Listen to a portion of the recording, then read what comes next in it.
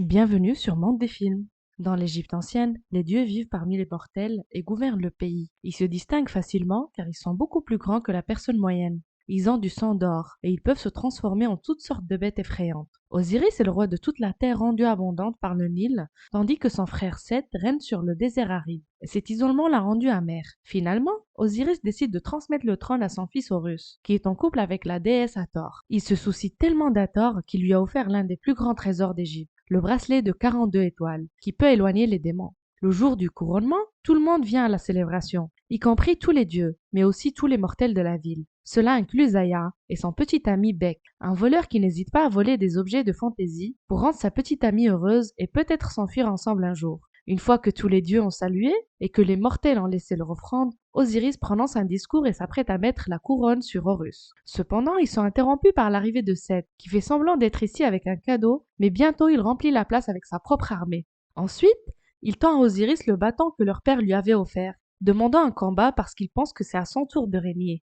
Osiris refuse de combattre son propre frère, alors Seth le tue sur le champ et se déclare le nouveau roi d'Égypte. Sa première nouvelle règle est que tout le monde ne pourra pas facilement aller dans l'au-delà. À partir de maintenant, l'humanité devra payer en richesse. Horus ne le tolérera pas et il commencera immédiatement à combattre Seth pour se venger de son père. Ce sont tous les deux de très bons guerriers avec un niveau de compétence similaire. Ils finissent donc par se transformer en leur forme de bêtes métalliques pour continuer le combat dans le ciel.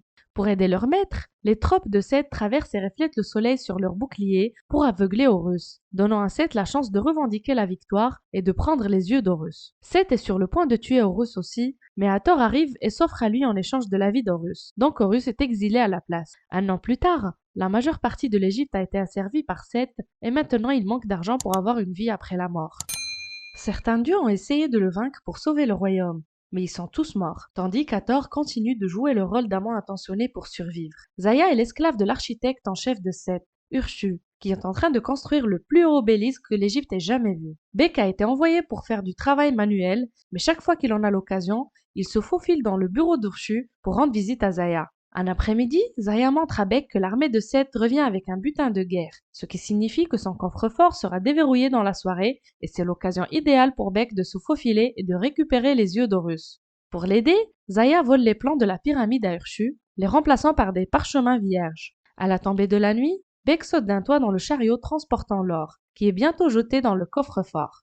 Là, Bek utilise les plans pour éviter la plupart des pièges, mais il en active un accidentellement quand même. Il y a un troisième pan qui n'est pas du tout sur les plans. Heureusement, Bek est rapide et agile. Il esquive donc chaque attaque et atteint la statue qui garde l'un des yeux d'Horus. Quand il attrape l'œil, il tombe dans une fosse pleine de scorpions, mais heureusement, la lumière de l'œil les éloigne. Dans la matinée, Bek retourne voir Zaya, mais Urshu a tout découvert et l'attend avec une bande de gardes. Bek utilise l'œil pour tous les aveugler et s'échappe avec sa petite amie. Mais alors qu'il s'enfuit en calèche, Urshu tire son arc depuis le balcon et tue Zaya. Quelques instants plus tard, ils arrivent au temple où Horus se cache. Et Bek est attaqué par Horus avec le bâton, alors qu'il ne lui rend pas immédiatement l'œil. Bek promet de le faire si Horus fait revivre Zaya. Et Horus accepte d'essayer, mais ses efforts sont inutiles. Elle n'est pas blessée, elle est déjà morte, et il ne peut pas guérir l'immortalité. Horus convoque Anubis, le dieu de la mort, qui emmène l'âme de Zaya aux enfers pour être jugée. Bek est inquiète parce qu'elle ne peut pas payer les frais de l'au-delà. Alors qu'après qu'Horus ait récupéré son œil, Bek propose un marché. Si Horus trouve un moyen de sauver Zaya, Bek lui montrera le chemin vers l'au-delà.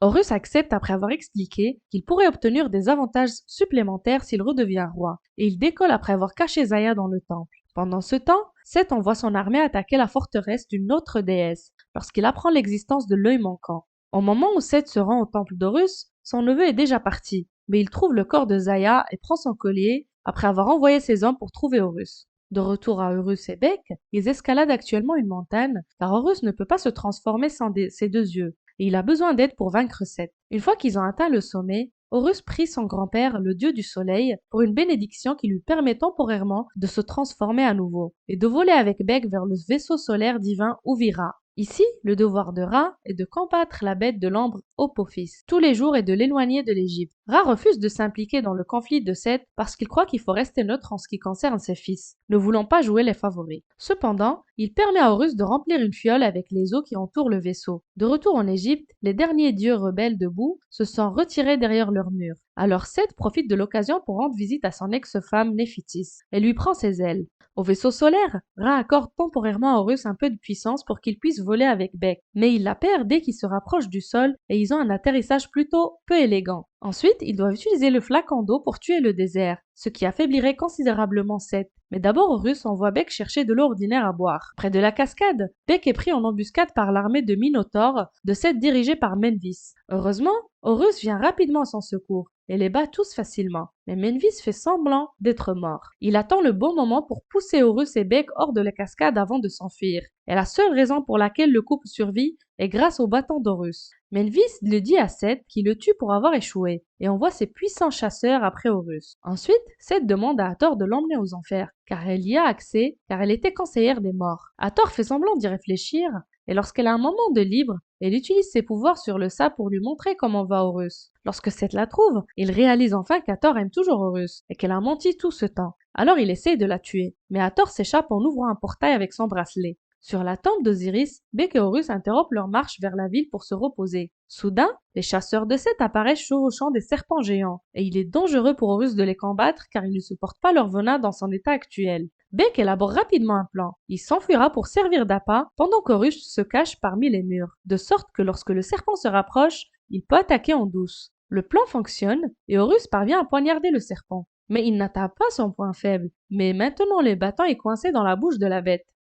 Bek court plus longtemps et Horus saute sur le serpent pour tuer le cavalier, ce qui fait que le serpent continue d'avancer sans direction et tombe d'une falaise. Il reste l'autre serpent dont il faut s'occuper. Mais à ce moment-là, Hathor se présente et utilise ses pouvoirs de commandement pour récupérer le bâton et faire en sorte que le serpent s'enflamme. Le trio s'échappe en toute sécurité, mais Horus n'est pas content de voir Hathor, car il pense qu'elle n'est qu'une traîtresse, ne comprenant pas qu'elle devait agir pour ne pas être tuée. Bek explique qu'il prévoit d'avoir l'autre œil parce qu'il a vu les plans de la pyramide, mais Hathor les informe qu'il y a quelque chose qu'ils ne savent pas. Un sphinx garde la pyramide et il tuera quiconque ne peut pas répondre à son énigme. Horus décide de demander de l'aide aux dieux de la sagesse, et sur le chemin, il n'arrête pas de discuter avec Hathor de ses choix. Fatigué d'être tenu pour acquise, Hathor décide de discuter avec Bek à la place, et est choqué d'apprendre la promesse d'Horus. Il ne devrait pas être possible de ramener Zaya, mais pour l'instant, Hathor ne fait aucun commentaire à ce sujet. Quelques instants plus tard, le trio se rend au temple de Thoth, qui regorge de copies du dieu car il ne fait confiance qu'à lui-même.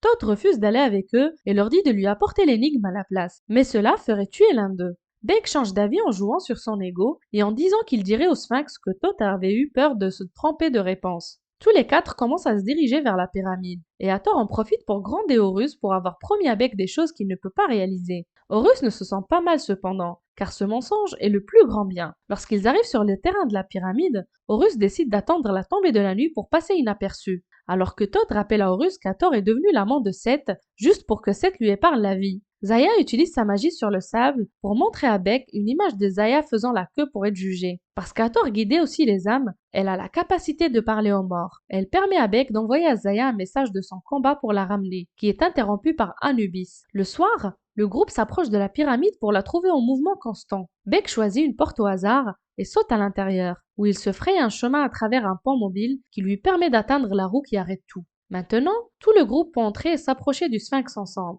Mais Thoth obtient la mauvaise réponse à l'énigme et le sphinx commence à les attaquer. Bek et Hathor s'éloignent et Horus retient le sphinx tandis que Thoth continue d'offrir des réponses possibles jusqu'à ce qu'il réussisse. La bonne réponse détruit le sphinx et le groupe est libre de s'approcher du centre de la pyramide où il doit laisser tomber l'eau, mais un piège les attend. Hathor et Horus sont pris dans une cage tandis que Seth apparaît soudainement et vole le cerveau de Thoth. Bek attrape le flacon dans l'intention de poursuivre le plan, mais Seth le fait arrêter en lui montrant le collier de Zaya et en expliquant qu'Horus a menti.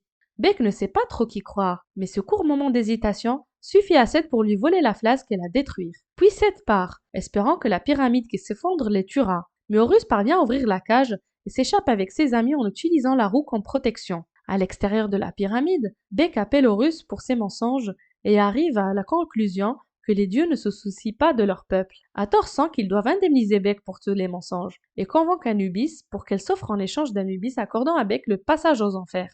Anubis accepte et Hathor embrasse Horus avant qu'elle ne se soit emmenée. laissant son bracelet derrière pour que Beck puisse se protéger contre les démons. Beck atteint les enfers en toute sécurité grâce au bracelet et commence à chercher Zaya dans la file d'attente devant la porte où les riches peuvent payer pour l'au-delà et les pauvres s'en dissous. Pendant ce temps, Seth rend sa transformation de bête plus puissante en ajoutant le cerveau de Thoth, le cœur d'Osiris et l'œil d'Horus et les ailes de Néphitis à son armure magique. Puis il s'envole vers le vaisseau solaire pour se venger de son père qu'il a exilé dans le désert. Ra explique qu'il a tort et qu'il n'a jamais joué de favori. Tout cela a toujours été un test. Il a donné la couronne à Osiris, et le moment venu, il savait qu'il devait donner ce pouvoir, alors il a réussi son test. Seth a reçu le désert comme test de patience, parce que Ra veut que son fils reprenne le navire un jour. Cela enrage Seth parce qu'il ne veut pas être coincé ici, passant son éternité à combattre un ver spatial, et il attaque son père. Ra riposte avec son rayon solaire qu'aucun dieu ne devrait survivre. Mais Seth a maintenant le pouvoir de plusieurs dieux et parvient à vaincre Ra avant de laisser Apophis errer librement. Dans le monde souterrain, Beck trouve Zaya et veut lui donner le bracelet afin qu'il puisse payer ses frais à l'au-delà. Mais ils sont interrompus par l'attaque d'Apophis, qui oblige Anubis à fermer les portes pour ce moment.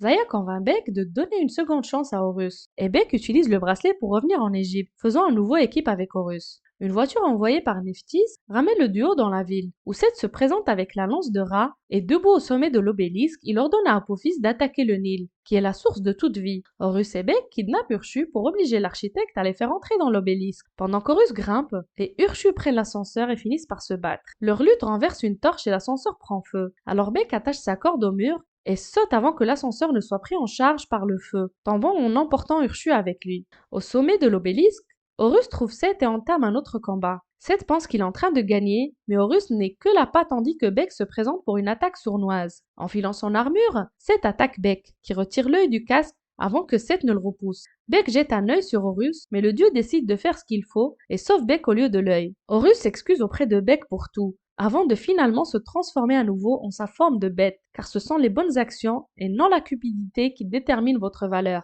Après avoir laissé Beck en toute sécurité sur le sol, Horus retourne combattre Seth à l'intérieur de l'obélisque, et en frappant les murs, il parvient à faire effondrer le bâtiment et à frapper également Seth. Une fois que Seth touche le sol, Horus le tue avec la lance de Ra. Ensuite, Horus s'envole vers le vaisseau solaire et rend à Ra sa lance, qui le guérit instantanément avec du pouvoir. Ra ne perd pas de temps à combattre Apophis et à le renvoyer par où il est venu, permettant à Anubis d'ouvrir à nouveau les portes. Horus retourne en Égypte et reçoit son autre œil d'un enfant qu'il a ramassé du sol. Ensuite, il vérifie Beck seulement pour découvrir que la poussée de Seth l'a blessé et que le garçon meurt devant lui. Accablé de chagrin, Horus emmène le corps de Beck dans son temple afin qu'il puisse être à côté de Zaya.